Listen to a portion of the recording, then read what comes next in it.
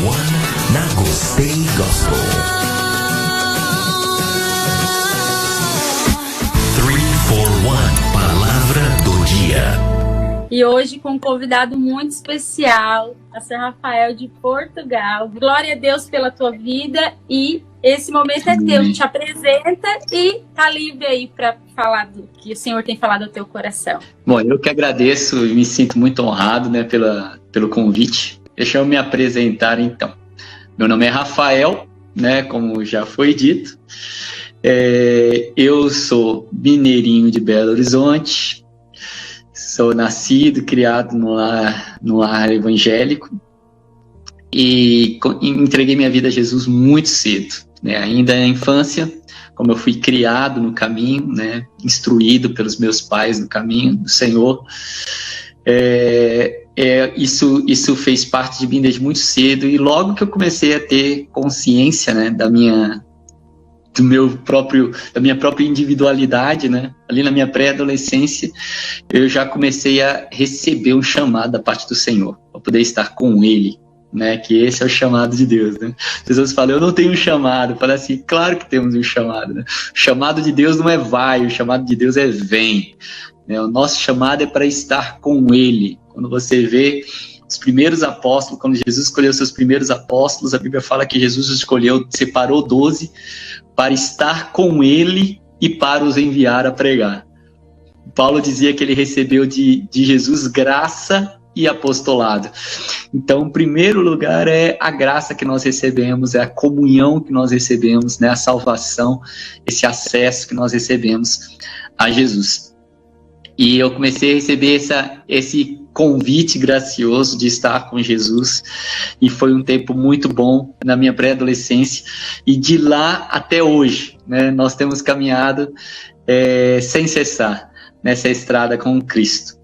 Como acabou não demorando, né, eu comecei a me despertar para missões ainda na minha pré-adolescência e na adolescência eu já recebi um despertamento missionário que foi um despertamento muito curioso, porque levou alguns anos para eu entender que o que Deus estava me chamando é para ser um missionário.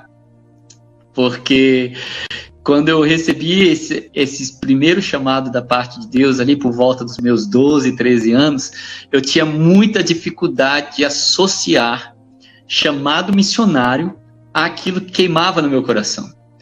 Porque o que queimava no meu coração ali no iniciozinho dos anos 90, revelando um pouquinho a minha idade, lá no Brasil, lá em Minas Gerais, tinha a ver com um cenário muito diferente do que os missionários que eu conhecia nos anos 90 e nos anos 80 eram acostumados a encarar, né? Para quem não é convertido há tanto tempo assim, ou não está há tanto tempo assim na Terra, nos anos 90 ainda predominava no Brasil um pensamento missionário muito relacionado com a pobreza.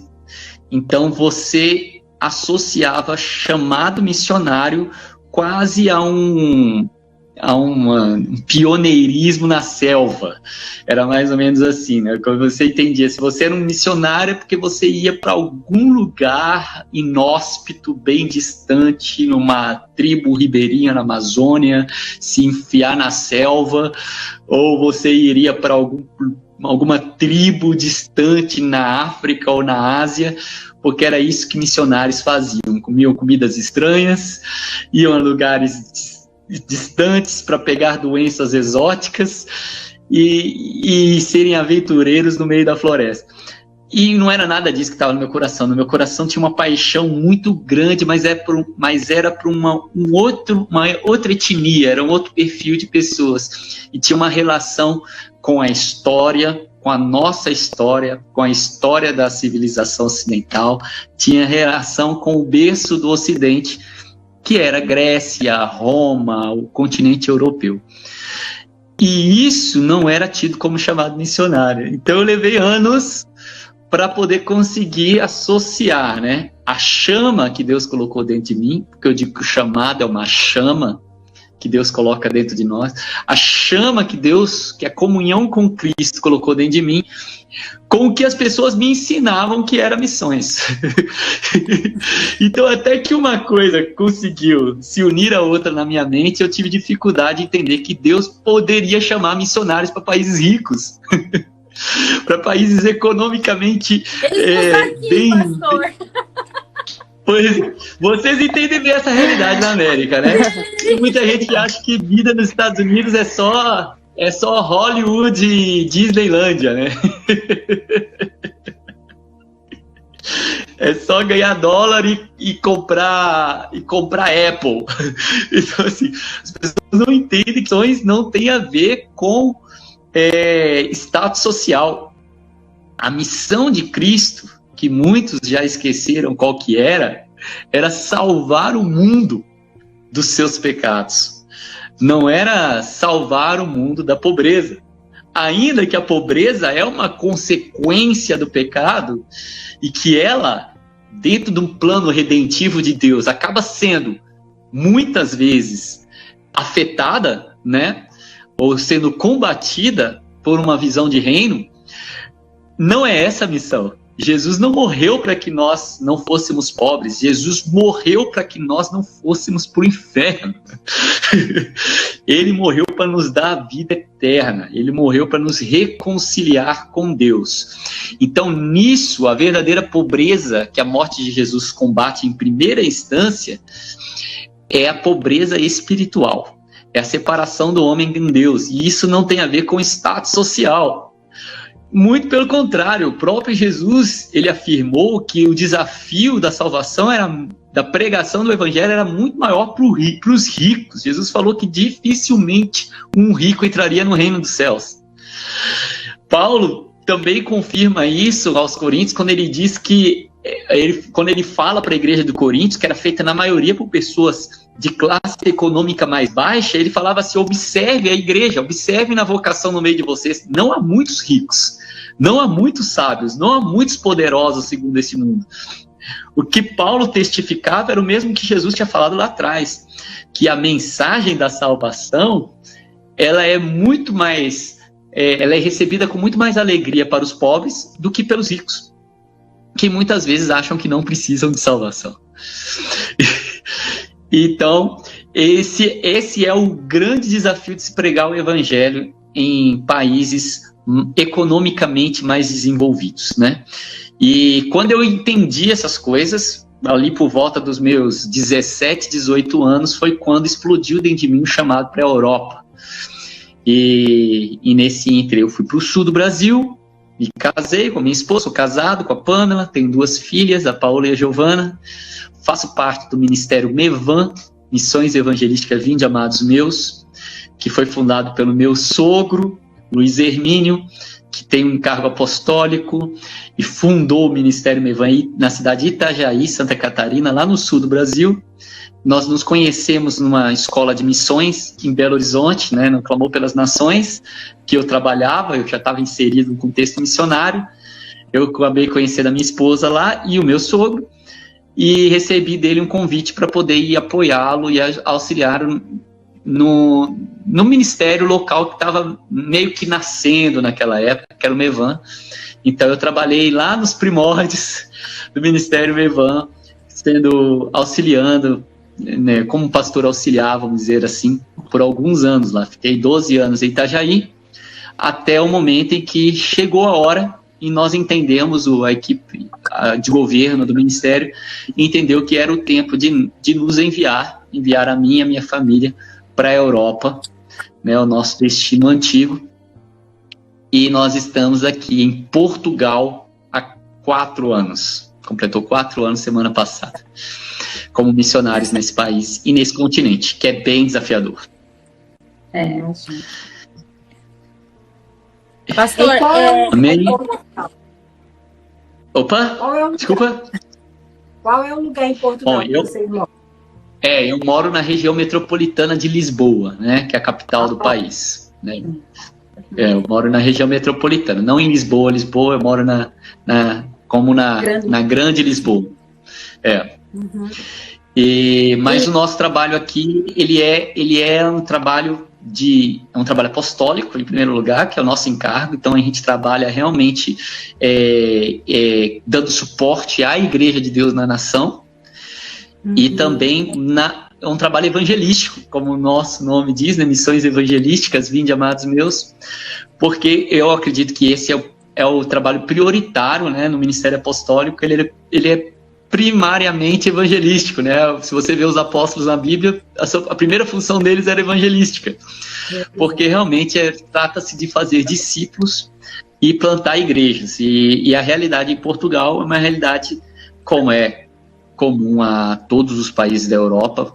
É uma realidade de, apesar de serem países cristãos, milenarmente cristãos, que estão aí com 2000 anos de cristianismo, são países hoje que a gente chama de pré-cristão, porque as pessoas necessitam de novo de serem evangelizadas. Então esses 4 anos em Portugal foi um aprendizado muito grande, e para mim foi um caminho de retorno, né? Opa, bati aqui na câmera. Foi um caminho de retorno ao simples evangelho. Então para mim tem sido uma jornada de 4 anos, de voltar ao que verdadeiramente importa, porque se nós temos que ser uma resposta a esse país que ainda precisa conhecer Jesus em primeira mão, bem diferente da nossa realidade no Brasil, por exemplo, ou até mesmo em realidades mais novas, né, como nós temos no continente americano, que é um continente bem mais novo, né, foi evangelizado há pouco tempo, passou por vários avivamentos. A Europa é um continente antigo, o cristianismo aqui é antigo, medieval, vamos dizer assim, católico, protestante, ortodoxo, e é uma coisa é um cenário bem mais de apostasia do que de avivamento. Então nós tivemos que fazer um caminho inverso, tivemos que voltar à origem, reaprender o evangelho, reaprender o que importa, para poder pregar às pessoas o que importa. E nesses dias, né, isso já é uma introdução ao que nós estamos vivendo nesses dias de quarentena, né, que é um dia de nós refletirmos, e eu acredito que muitas pessoas têm refletido no que realmente importa.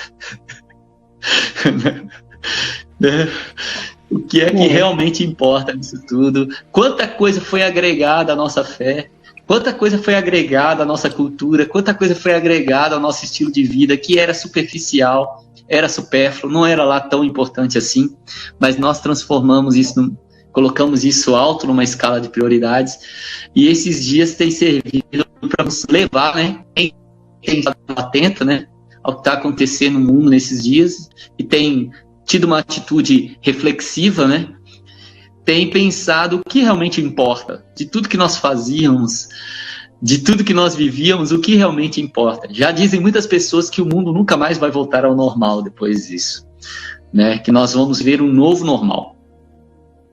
Porque muitos antigos hábitos, as pessoas já não vão mais ter interesse. Muitas coisas que as pessoas vão aprender a fazer agora, elas não vão querer deixar de fazer.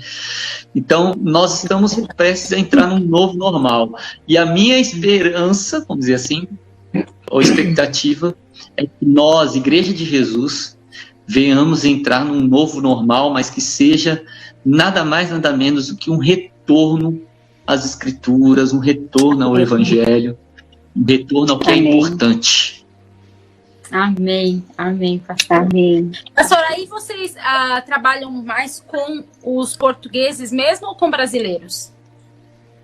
Sim, já faz parte do nosso trabalho desde quando eu comecei a ter contatos aqui na Europa, antes mesmo de decidir fixar-nos em Portugal, porque como eu tinha uma visão geral, né? Nós não tínhamos um país específico, né? A Europa é um continente muito pequeno, né? Ele quase todo cabe dentro do Brasil, que dirá dentro dos Estados Unidos, né? Então, assim, é realmente uma realidade bem diferente que nós estamos acostumados no Brasil, que vocês lidam aí nos Estados Unidos. Então, assim, tem países aqui que são do tamanho de bairros. Então é muito difícil você pensar num país só, quando você está num continente como esse. Mas antes do Senhor nos trazer para Portugal, nós já tínhamos começado um trabalho que era nos aproximarmos dos europeus. Nosso foco missionário aqui é realmente levar o evangelho para os europeus que não conhecem Jesus e apoiar a igreja, né, portuguesa, no caso a igreja europeia, né, com tentar trazer uma revitalização, como se chama, né, uma renovação espiritual, um avivamento, reavivamento, enfim, qual o nome que for, para que as igrejas europeias também renasçam, né, e cumpram o propósito missionário delas, né, porque a realidade é que, em geral, na Europa é parecida, mas vamos focar mais em Portugal. Portugal, os países do sul da Europa, eles são mais católicos, né? Os países do norte da Europa são mais protestantes. Então aqui, que difere pouca coisa, para falar bem a verdade. Né? São ambos formas de cristianismo muito arcaicas, medievais praticamente, e que hoje é muito mais nominal do que propriamente uma fé viva, né? Passada de geração a geração. Então a realidade é muito mais de você encontrar velhos, né? Pessoas, e quando eu falo velhos, né? Eu estava conversando ontem com meu pai é um senhor já de 70 anos, eu falo assim, pai, estava até falando sobre essa situação, né? Meu pai e minha mãe estão lá no Brasil, trancados em casa, né? Um pouco assustados com essa situação do vírus, porque estão na faixa com mais risco, né? O pessoal com mais idade. E eu estava explicando para eles, falei assim, pai, quando você fala mais idade na Europa, o senhor aqui não é uma pessoa com mais idade. O senhor aqui é meia idade. A Europa tem um número muito elevado de pessoas acima de 80, 90 anos. Em Portugal tem um número significativo de pessoas com mais de 100 anos. Minha filha, ela conta que a melhor amiga dela, que é uma portuguesa da escola, minha filha tem 9 anos, a melhor amiga dela, uma portuguesa de 9 anos, tem uma bisavó com quase 120 anos de idade. Uau! Então, assim, isso é uma realidade que para nós no Brasil é muito estranha, mas aqui na Europa é muito comum. E até foi isso que gerou um caos tão grande também, um número tão elevado, por exemplo, de mortes na Itália, na Espanha, por causa da população muito velha mesmo. Então você vê que é essa população que ainda mantém a religião cristã. Então o mais normal aqui em Portugal, por exemplo, é você ir tanto no catolicismo quanto protestantes, que tem pouco em Portugal, né, porque não teve muito protestantismo aqui, mas se você pegar a Igreja Batista, bem tradicional, a Assembleia de Deus, que aqui é bem antiga, né, você vai ver uma população toda de cabeça branca, né, assim, com poucas pessoas. Isso é uma regra geral, principalmente fora das grandes cidades. Nas grandes cidades acaba mudando um pouco, porque tem muito imigrante.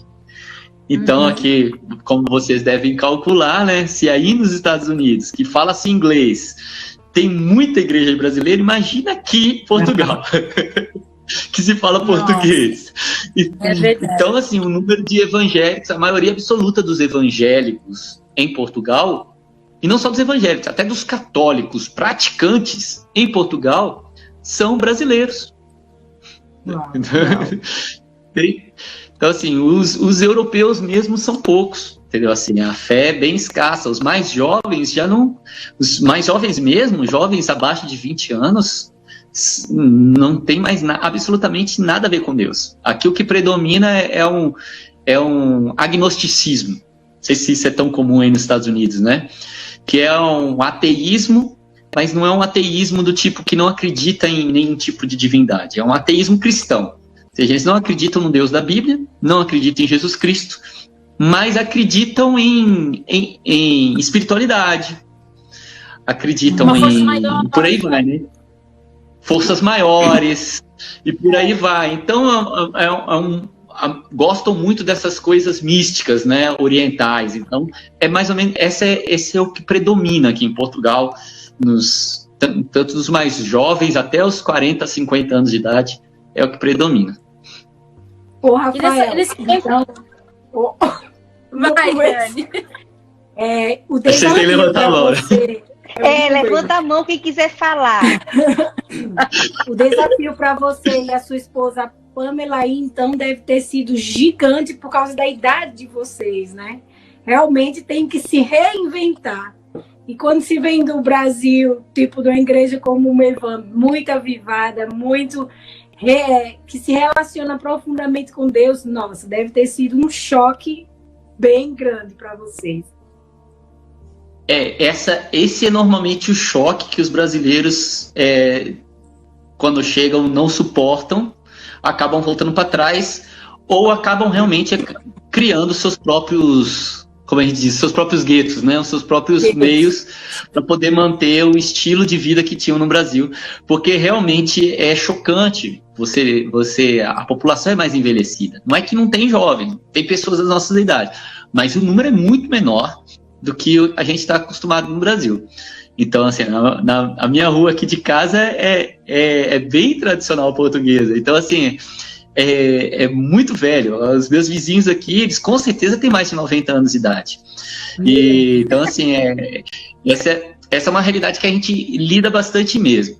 Então, se você quiser fazer aquilo que nós chamamos missionalmente de transculturar, você vai ter que realmente pular essa barreira cultural para poder ter relacionamentos com os portugueses aqui, no caso. Você vai realmente ter que fazer um esforço muito grande de mudança. Que eu aconselho a todos. Eu, particularmente, como missionário, eu gosto bastante dessa interação cultural. Eu acho que nós aprendemos muito. E o mais importante é que eu acredito que, se fosse perguntar qual é a postura mais importante de um imigrante ou de um missionário, a mais importante característica que o missionário tem que ter é humildade. E vale para os imigrantes, para todos os imigrantes. Humildade. Você saber que o lugar de onde você veio não é melhor do que o lugar onde você está. A tua cultura não é melhor do que a cultura do povo onde você está. Por mais que você goste mais, não significa que é melhor. Você só gosta mais, porque você está acostumado. É como a comidinha da mamãe. Você acha ela mais gostosa, mas não é porque ela é melhor. Tem mulheres que cozinham bem melhor do que a sua mãe, mas você está acostumada, é familiar. Então, assim, mas ter essa postura de humildade, ela é muito importante. E se você tiver a postura de humildade, você descobre que você tem muito a aprender. Então, eu gastei, assim, os primeiros 2 anos em Portugal, foi só aprendendo. Imagina. E a minha postura, quando eu estou no meio dos portugueses, ainda é de aprender. Ainda é mais de aprender do que de ensinar. Tanto é que depois de tempo de convívio, às vezes eles se surpreendem quando eu abro a boca para falar, que eles ficam assim, uau, o que você tem para ensinar? Você tem muita coisa para ensinar pra gente, tipo assim, mas ok, eu até acredito que eu tenho, mas eu acredito que eu tenho muito para aprender também. E a minha primeira postura tem que ser aprender, até porque se eu não, o pastor Luiz, né, Luiz Hermínio, ele costuma dizer que quem não consegue sentar para aprender, não pode se levantar para ensinar. É verdade. E tem uma coisa que eu aprendi com todos os homens que são meus pais espirituais, meus mentores espirituais, aqueles que eu realmente aprendi alguma coisa, é uma coisa que eu sempre observava neles, e até uma característica que, se eu não via no homem de Deus, eu particularmente já não via ele como referência. Era não a postura que essas pessoas têm no púlpito, mas a postura que elas têm quando não são elas no púlpito. É verdade. É verdade. Então, assim, eu observo verdadeiros ministros de louvor não quando ele está ministrando. Quando ele está ministrando, tem a graça de Deus, tem o dom, a influência, e dom é grata. Não tem nada a ver com ele. Eu observo ministros de louvor e vejo se ele é um verdadeiro adorador quando não é ele ministrando. Uau. Eu observo pregadores se eles são homens cheios do Espírito Santo quando não são eles na plataforma. Quando são eles. E uma coisa que eu testemunho de homens que edificaram minha vida muito, né? Eu posso citar 2 em especial que foram pais espirituais para mim. O primeiro foi o pastor Cirilo, né? O Antônio Cirilo, que foi meu pai espiritual na minha adolescência. Ele era um cara que, quando ele não estava ministrando, eu não me esqueço até hoje, na primeira vez que eu ministro adoração também, né? Primeira vez que ele me colocou para ministrar adoração num culto de domingo. Eu era um jovem com 18 anos de idade, eu estava tremendo de medo. E ele me colocou para ministrar louvor no culto de domingo. E ele sentou na primeira fileira. E durante o louvor, ele foi o que mais adorou. Eu lembro que quando eu tocava, ele pulava, ele dançava, ele rodava, ele chorava, ele era o primeiro ali na frente. E quando eu abri o olho para ver que estava, eu vi ali o meu pastor na primeira fileira, adorando mais do que a igreja toda. Alguns lá atrás que olhando com aquela cara assim, o que esse menino está fazendo na frente? Por que o pastor não está ministrando? E o pastor lá na frente, tipo assim, isso menino, vai, eu quero estar contigo.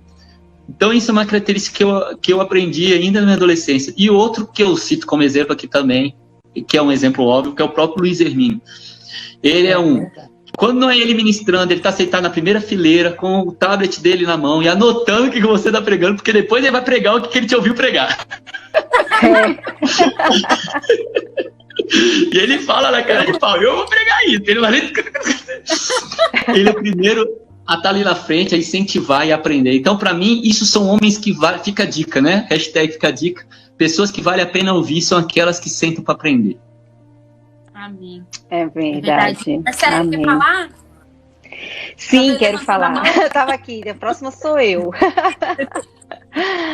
É muito lindo ver tudo isso assim que você falou e que você está vivendo. É algo que eu particularmente estou vivendo. Um dia desse eu estava falando com a Marina que eu entendo que existe aqui nos Estados Unidos igrejas brasileiras em português, só que Deus comigo, ele falou, filha, eu aceitei Jesus aqui nos Estados Unidos. E ele falou, filha, eu te levei aí para você estar no meio deles. Então eu hoje, né, faço parte de uma igreja americana e tem sido um desafio para mim, porque eu tô tendo que aprender a cultura deles, eu tô tendo que ficar calada, que é uma coisa muito difícil para mim. Deus está me calando assim.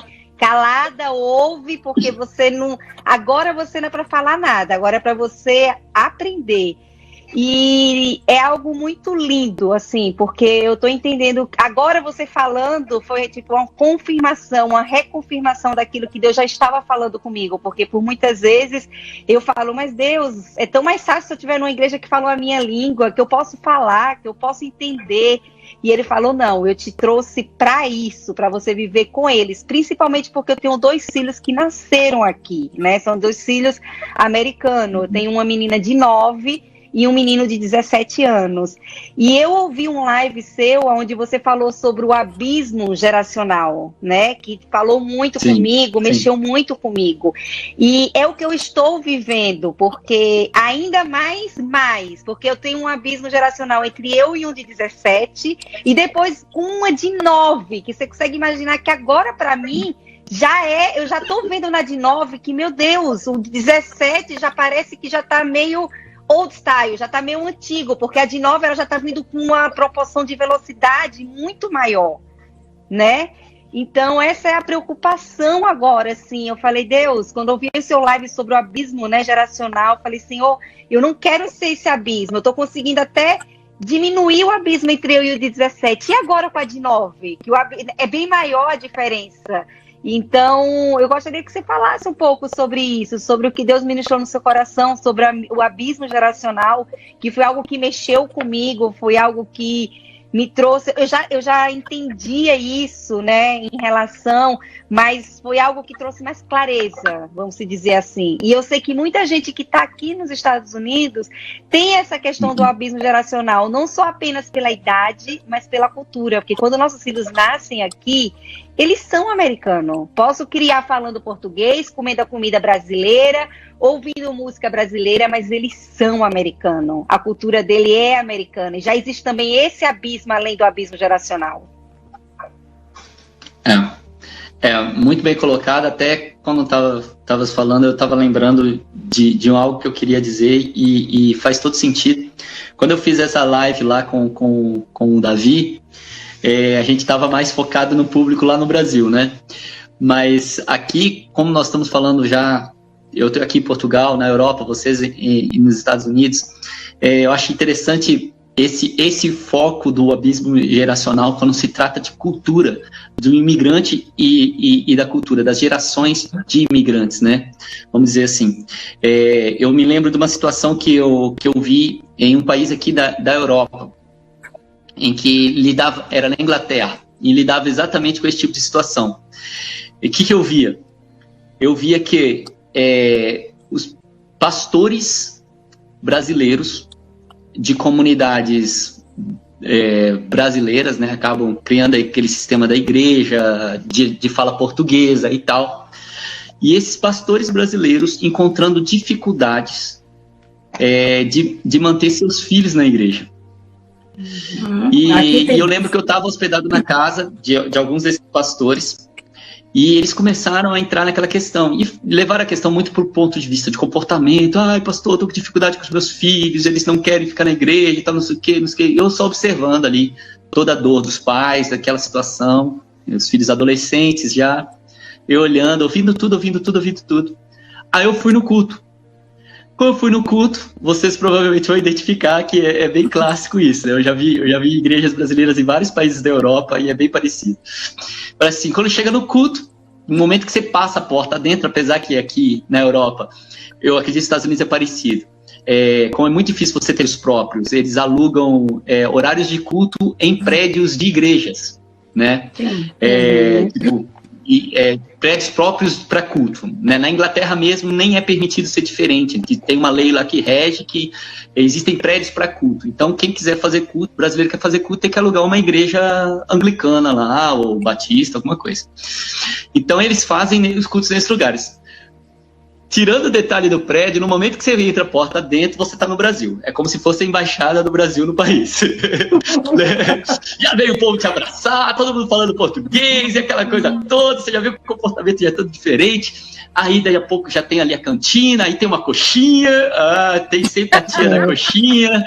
No final do culto vai ter feijoada, não pode esquecer que vai ter feijoada, hoje vai ter feijoada, e não sei o que, tal, e tá ali o culto, aí começa as irmãs, canta Cassiane, outra canta aquilo, outra canta não sei Gabriela Rocha, e não sei mais o que, aí tem a palavra, tem a oportunidade para todo mundo, e eu observando o culto, olhando tudo aquilo lá, tudo em português, no final acabou o culto, eu chamei os pais para conversar, e eles estavam com uma crise porque o filho não queria ir para ali. Mas o filho estava curioso com relação a uma igreja inglesa. Uma igreja dessas inglesa mais contemporânea, sabe? Dessas igrejas contemporâneas que tem hoje, tal, que são mais para jovens e tal. E aí ele estava com essa questão dessa igreja. Mas essa igreja não é... O pessoal lá não é muito sério, é muita bagunça, eu não gosto muito desse negócio lá. Eu olhei para os pais e falei assim, se eu fosse vocês, eu liberava eles. Por quê? Porque os teus filhos, eles nunca vão ficar nessa igreja, na igreja de vocês. Que absurdo, criei meus filhos na igreja. Eu falei assim, sim, mas vocês têm que entender o seguinte, teus filhos são ingleses, e isso aqui é Brasil. Eles não querem, eles não têm saudade da coxinha, porque eles comem fish and chips. Eles gostam de comida inglesa. Eles gostam de kebab. Eles não têm saudade de Cassiane, eles não sabem nem quem é. Eles não querem cantar essas músicas. Entendeu? Eles ouvem, pega lá o iPod deles lá, eles estão ouvindo música em inglês. Eles não estão ouvindo louvores brasileiros. Eles não querem saber quem são essas pessoas. Entende? Então, assim, no momento que você força ele a entrar nesse lugar, ele não se sente no seu país. E uma coisa que os pais, principalmente quem já foi para outro país adulto, não consegue perceber, é a luta da criança e do adolescente para adaptar. Eles sofrem bullying. Mesmo que eles não falem em casa, eles sofrem bullying, e eles sofrem muito. Então eles precisam se adaptar, e para se adaptar, eles acabam descobrindo mais cedo ou mais tarde que, para eles se adaptarem, eles têm que deixar de ser brasileiros. Uau! Então eles fazem de tudo para pertencer. Por isso que eles aprendem até o sotaque. Você já viu que a gente é um trabalho para aprender a língua, né? Tá ele esse inglês more or less, tá não sei o quê, the book is on the table. Eles falam como se fossem americanos. Por que eles se esforçam tanto para aprender o sotaque? Porque eles não querem que alguém os ouça falar e perceba que eles não são dali. Então, tudo que eles não querem, ainda que eles tenham orgulho dos pais, ainda que eles amem o Brasil, mas tudo que eles não querem é ser reconhecidos na sociedade como alguém que não pertence à sociedade. A gente, que já chegou aqui velho, tá nem aí. A gente faz o nosso cantinho de brasileiro, nós é brasileiro mesmo, e tal, não sei o quê, faz o nosso barulho, a nossa bagunça, mas eles não, eles querem pertencer. Então, o que eu percebi? Eu vi na vida dessa família de pastoral, eu comecei a ver isso em várias famílias, e eu vi que muitos brasileiros crentes perdem seus filhos porque querem forçá-los a estar numa igreja brasileira, que para você é a melhor coisa do mundo, porque te lembra o que você tem no Brasil e você tem dificuldade de se adaptar com o que eles têm aqui. Mas para eles é uma coisa estranha. É uma coisa que não é o que eles gostam. Eu lembro que eu estive na Irlanda, numa outra casa de imigrantes, só que esses eram portugueses, é engraçado, né? Mas eles passavam uma situação parecida. E os filhos se recusavam a falar português dentro de casa. Se recusavam. Então os pais falavam em português e eles respondiam em inglês. Eu ficava observando aquela cena toda, olhando assim, e falei assim, o que acontece aqui?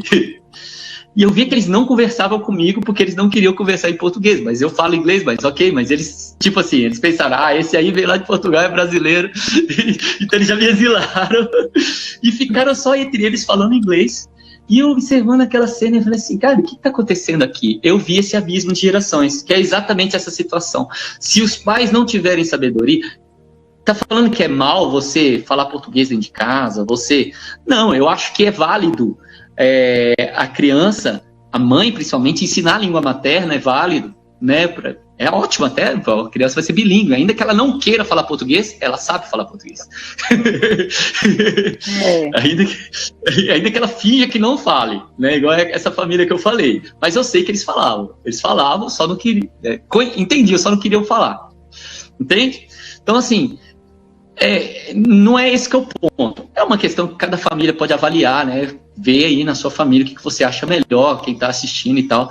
Mas o meu conselho é, se você não quer perder seus filhos para o mundo, ajude-os a aproximar-se de uma forma de cristianismo que não faça com que eles entendam que cristianismo é coisa de brasileiro. Porque se eles se convencerem disso, você perdeu eles. Acabou. Porque eles não vão querer coisa de brasileiro.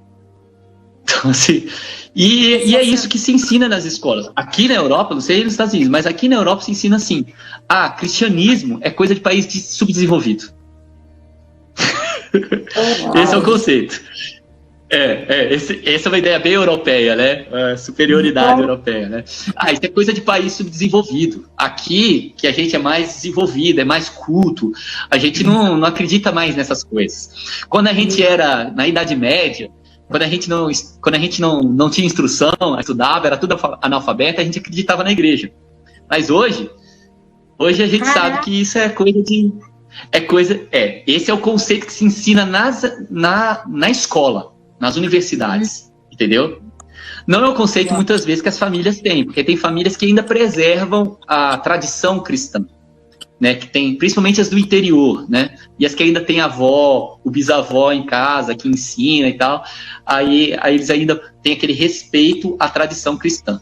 Mas dentro do meio acadêmico, universitário, o que se ensina é isso, que cristianismo é sinônimo de burrice, é sinônimo de ignorância, e que o Brasil só tem tanto cristão assim. Por isso que se zomba tanto de Bolsonaro aqui na Europa. Uau. Se zomba muito. Porque assim, um presidente cristão é um absurdo. É um absurdo um presidente cristão. E ele é católico, nem evangélico é. Ele é católico, mas aqui em Portugal, que é um país tradicionalmente católico, se zomba de Bolsonaro por causa das convicções cristãs.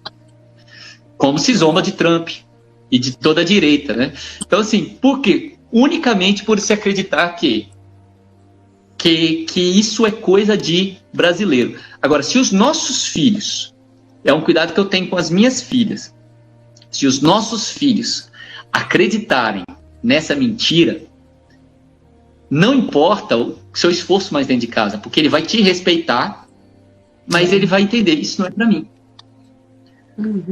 Porque minha mãe é brasileira, vai morrer brasileira. Eu não quero. Eu nasci aqui, como é o caso que a Marcela falou, Marcela, né? que a Marcela falou. Eu nasci aqui, eu sou americano, porque nos Estados Unidos ainda tem essa, né? Nasceu no país, é americano. Eu sou americano, eu não tenho que acreditar no Deus da minha mãe. E aí é quando a coisa fica séria. Como se então eu percebi que o Deus da minha mãe fosse brasileiro, né? Cristianismo é coisa de brasileiro. Eu não sei, nos Estados Unidos é um bocado diferente da Europa, né? Ainda que tem muita coisa semelhante, é diferente porque é também um país mais novo, né?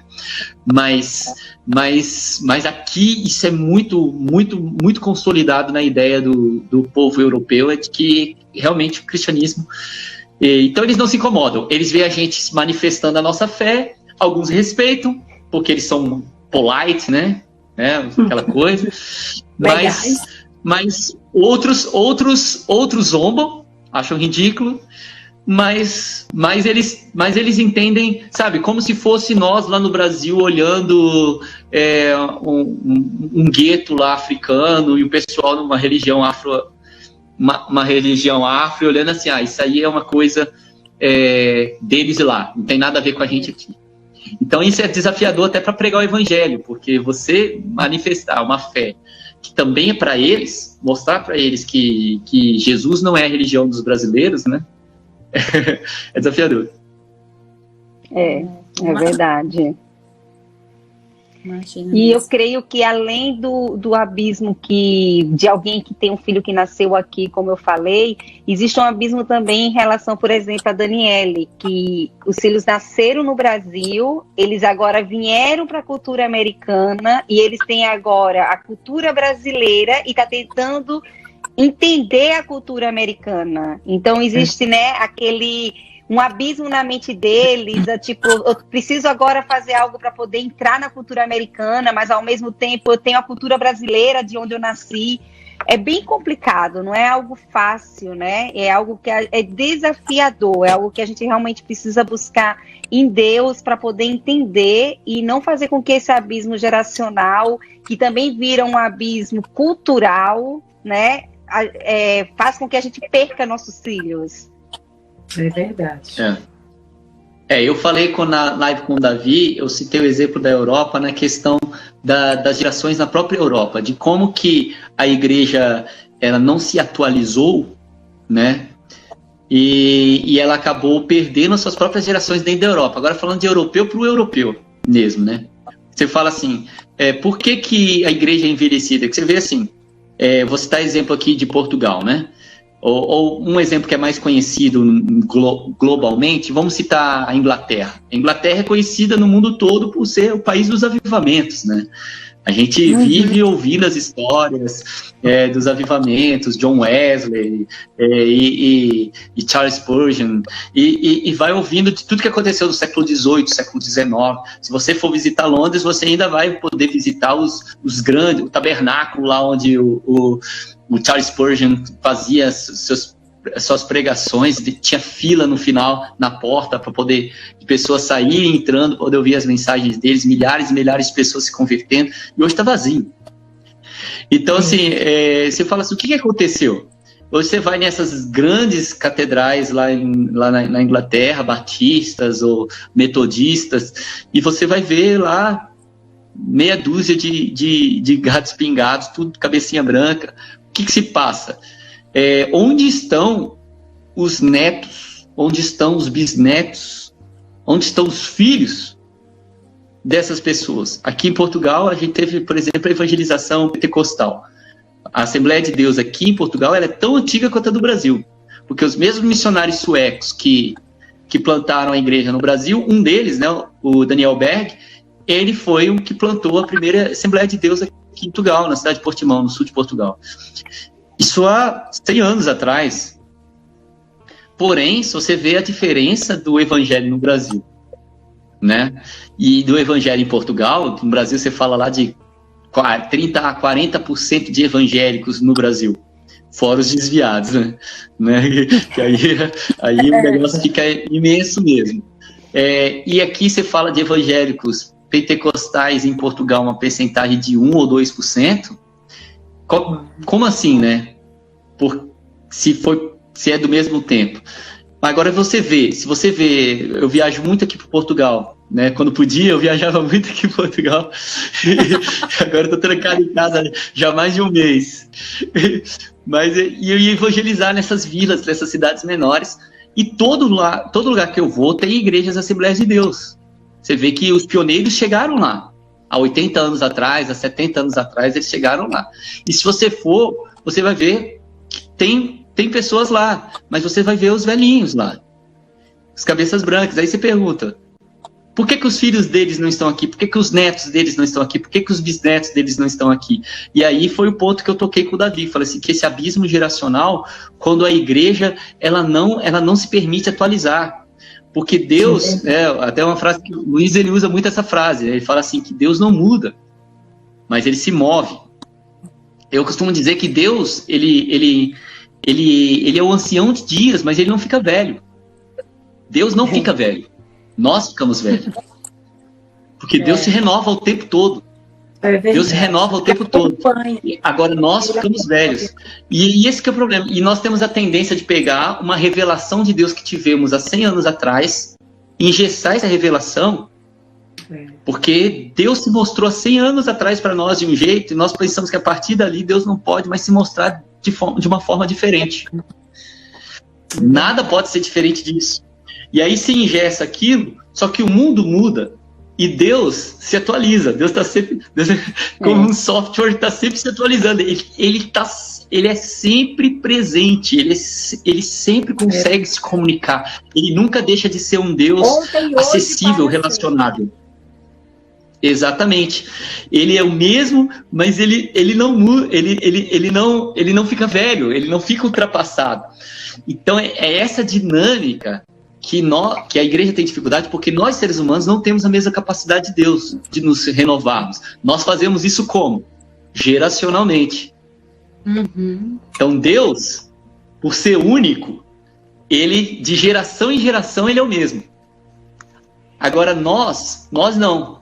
Nós não podemos acompanhar isso. Nós somos um. Então nós temos que ter uma outra geração e uma outra geração. E cada geração vai acompanhar Deus na sua geração.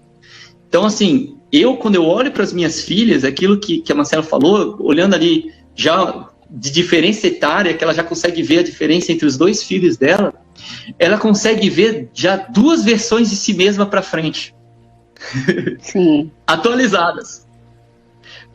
Eu faço a mesma coisa, eu olho para as minhas filhas, eu vejo uma versão atualizada de mim. Eu falei com o Davi, que eu estava uma vez lendo um livro de tradição judaica, e eu li lá que eles falavam que os judeus, eles entendem o conceito de eternidade nos filhos. Por isso que eles trabalham tão bem essa questão geracional, porque eles entendem assim que a forma com que Deus é eterno, mas nós não. A única forma com que nós podemos ser eternos é geracionalmente. Então, quando eu vejo os meus filhos, eu estou me vendo décadas à frente. Quando eu vejo os meus netos, quem tem o privilégio de ver os seus bisnetos, está se vendo mais de 100 anos à frente. Está se vendo 100 anos à frente. Imagina que eles vão ser adultos num mundo que nós não vamos estar aqui mais. Então, quem entende isso, consegue trabalhar, encurtar ou diminuir esse abismo geracional, para perceber que a versão de mim, vamos dizer assim, né, que vai estar nas minhas filhas vai ser diferente, vai ser uma versão atualizada, né? Porém, eu tenho que ter a capacidade de enxergar Deus nela. A revelação de Deus para ela, que vai ser diferente da revelação de Deus para mim. Porque a revelação de Deus, toda a revelação de Deus é para comunicar. Deus, a gente falava, né? Deus é um Deus de mistérios. Não, Deus é um Deus de revelação. Não é propósito de Deus ficar escondido. Deus é um Deus de comunicação. Por isso que Jesus é apresentado como o verbo, né? A palavra. Então, assim, ele é um Deus de comunicação. Então, Deus se revela para comunicar. Então, assim, o propósito da revelação de Deus é comunicação. Então, mas a comunicação muda de tempos em tempos. É isso que a gente tem que entender. Então, a revelação de Deus vai ser diferente em gerações diferentes, para que a comunicação de Deus, para que Deus possa ser comunicado em diferentes gerações. A revelação de Deus vai ser diferente em diferentes culturas, para que Deus possa ser comunicado em diferentes culturas, em diferentes línguas. Você sabe que língua não é só um idioma, não é só você trocar uma palavra por outra. Cada língua tem em si uma forma de pensar. Por isso que nós, como somos adultos, temos mais dificuldade de aprender outro idioma, porque a gente quer traduzir. A gente quer pegar o que a gente fala em português e traduzir no inglês. E tem coisa que não tem tradução, porque em inglês se pensa diferente. Não só se fala diferente, se pensa diferente. Então, se pensa diferente e Deus quer se comunicar a eles, Deus vai ter que se revelar de uma forma diferente. Para que haja comunicação. Minha vez!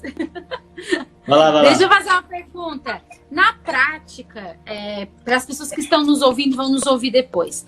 Na prática, o que tu pode deixar assim de conselho, se é que podemos chamar assim, de como que tu tem feito com as tuas filhas para diminuir esse abismo e para que tu possa ver essa versão atualizada, mas ainda assim tu tem visto o interesse delas por Deus para que isso não se perca?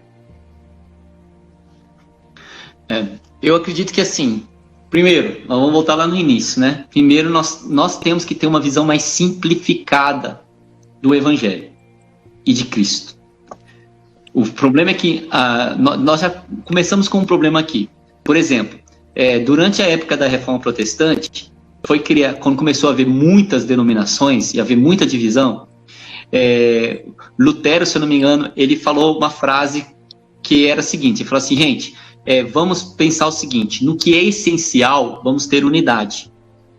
No que é não essencial, vamos permitir a diversidade. E em tudo, vamos nos conectar pelo amor. Amém. Isso é uma frase muito boa, mas ela barra num outro problema, que é o que é essencial. O problema é que nós não chegamos a um consenso do que é essencial. Então, para algumas pessoas, é essencial o modo de vestir. Para algumas, é essencial o corte de cabelo. Entendeu? Então aí nós nunca vamos ter unidade, porque nós traçamos o que é essencial de forma diferente. Então o primeiro ponto é nós temos que retornar ao que é de fato essencial. O que é essencial é realmente Cristo, o Evangelho, puro e simples ali.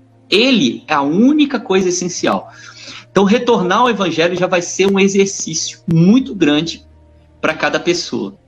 E eu acredito que nesse tempo de quarentena é um bom tempo para isso, porque nós podemos tirar todas as roupagens, todas as coisas não essenciais que nós colocamos em Cristo e saber assim, o essencial é Cristo. Nós precisamos ficar só com Cristo, que no final das contas é Cristo que salva.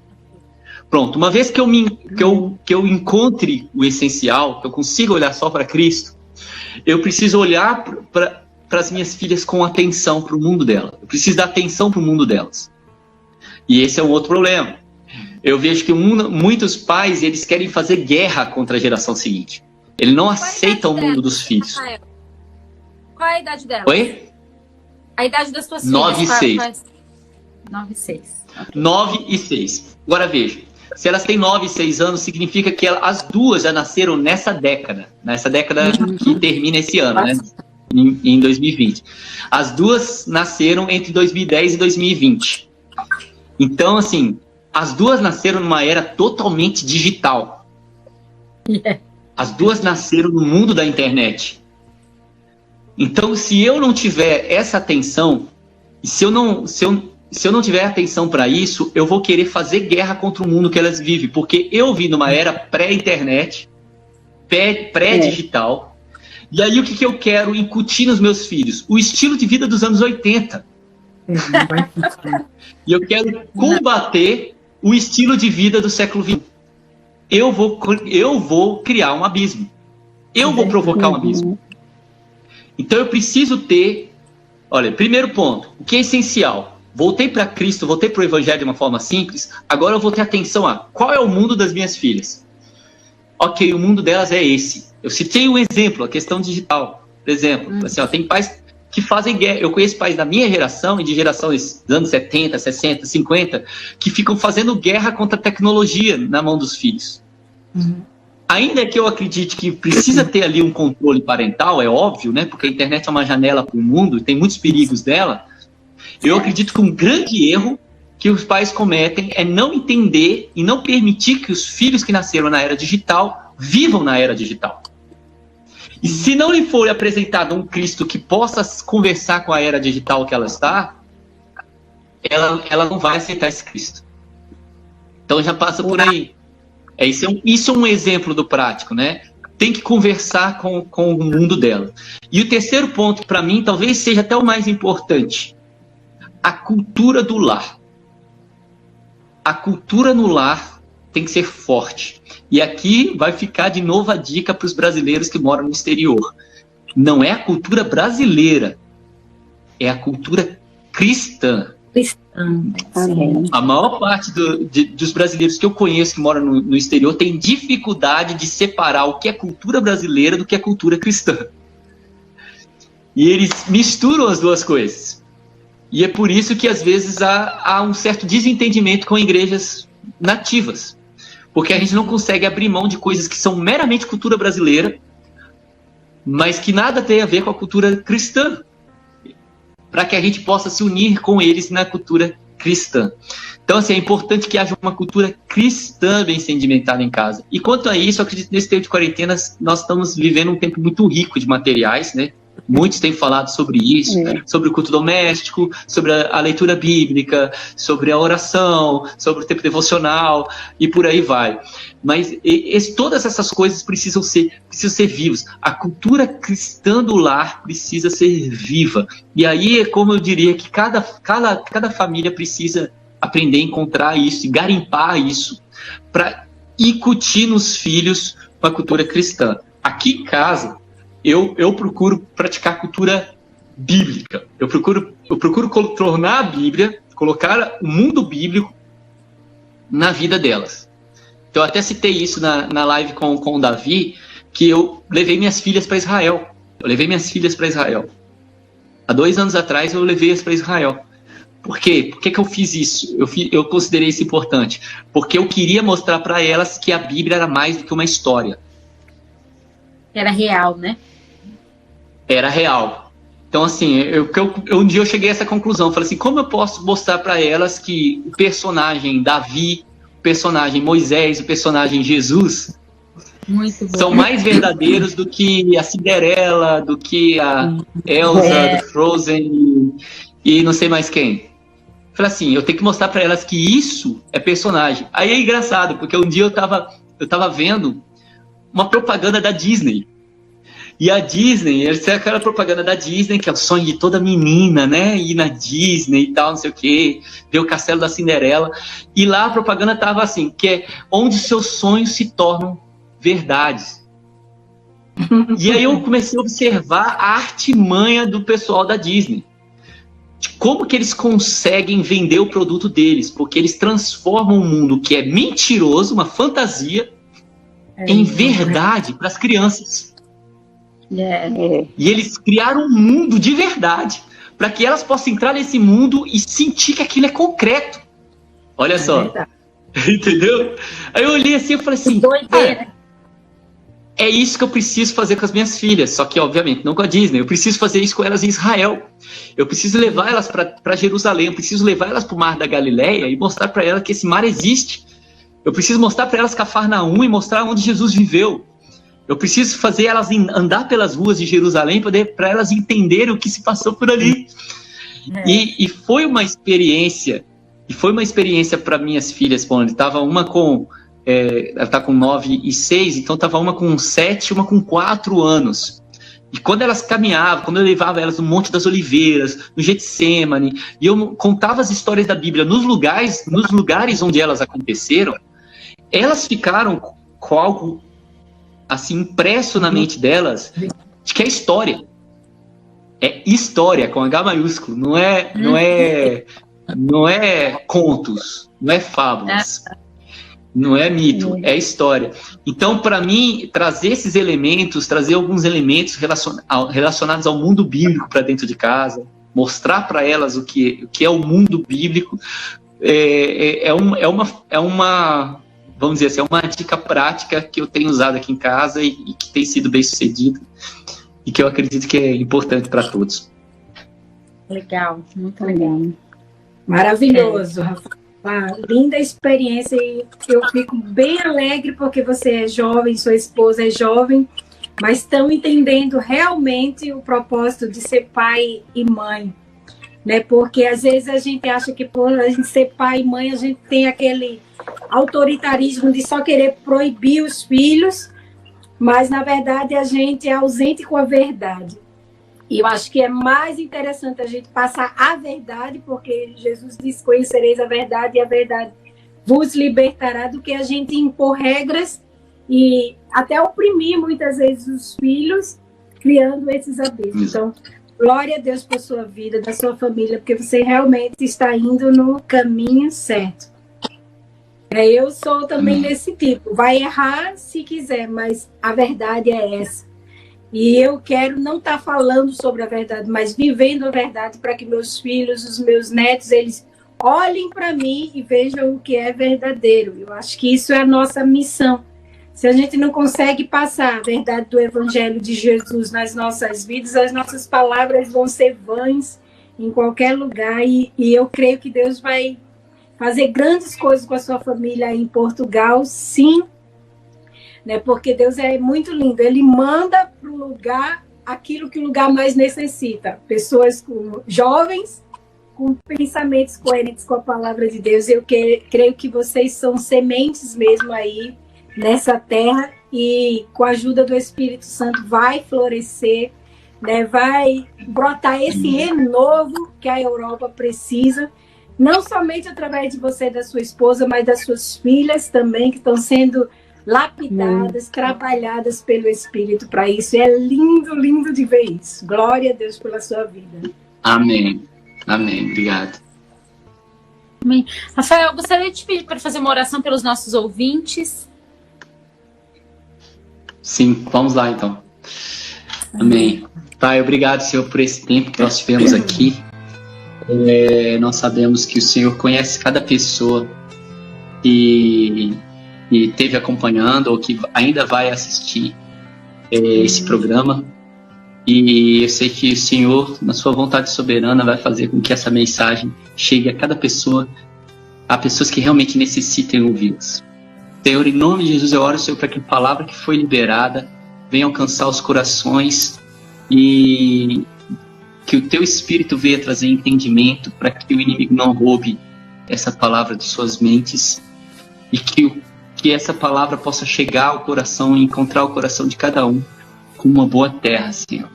Em nome de Jesus, o que falamos, não falamos em tom de crítica ou para querer desfazer de ninguém, mas realmente em amor e encorajamento, o espírito da profecia, de edificar, de encorajar e de consolar aqueles que ouvem, para que todos, quer morem aqui em Portugal, na Europa, nos Estados Unidos, no Brasil, ou qualquer outra parte deste mundo, possam ser encorajados a viverem neste mundo, viverem os desafios desse mundo sem retroceder, sem desanimar, sabendo que sim, aquilo que nós carregamos é verdade absoluta, mas a verdade absoluta precisa ser falada de uma forma verdadeira. Precisa, não basta ser verdade, precisa se tornar verdade para aqueles que falam e parecer verdade para aqueles que ouvem. Então nós oramos, Senhor, para que esse mesmo Espírito esteja na vida, no coração de cada pessoa. Oro também, Senhor, para que aqueles que estão desanimados na sua fé nesse dia sejam encorajados pelo Senhor. Eu oro para que aqueles que estão doentes, Senhor, sejam curados agora em nome de Jesus. Oro para aqueles que estão se sentindo tristes, abatidos, talvez por causa da angustiosa situação que nós estamos vivendo nesse momento no mundo. Senhor, que a alegria do Senhor venha para a vida de cada um. Oro, Senhor, pelos filhos de cada um, como foi falado aqui, pelas gerações, Senhor. Eu oro, Senhor, para que as gerações não se percam em nenhum país, Senhor. Eu oro, Senhor, para que o Senhor cumpra o teu propósito na vida de cada um, pois é o Senhor quem colocou cada um em cada lugar, Senhor, e é o teu plano, Senhor, o teu propósito perfeito na vida de cada um que precisa se cumprir. Então eu oro, Senhor, nesse momento, para que o Senhor guarde os filhos de cada um, Senhor, em nome de Jesus, e que as nossas gerações sejam bem-aventuradas, para que o mundo possa ver a luz, que teu evangelho possa salvar muitas e muitas pessoas em cada uma de nossas nações nesses dias. Em nome de Jesus. Amém. Amém, Jesus. Amém. Amém. Amém. Rafael, muito Amém. obrigada. Foi um grande prazer te receber aqui. Foi muito gostoso esse tempo, né, desse bate-papo, conhecer um pouco mais do que está acontecendo na Europa e a gente conhecer um pouco mais. Realmente foi muito bom te ter aqui. Muito obrigada, viu? Amém, eu que agradeço. Deus abençoe a todos. Obrigada, Rafael. Fica com Deus. Viu? Deus abençoe. Tchau, tchau.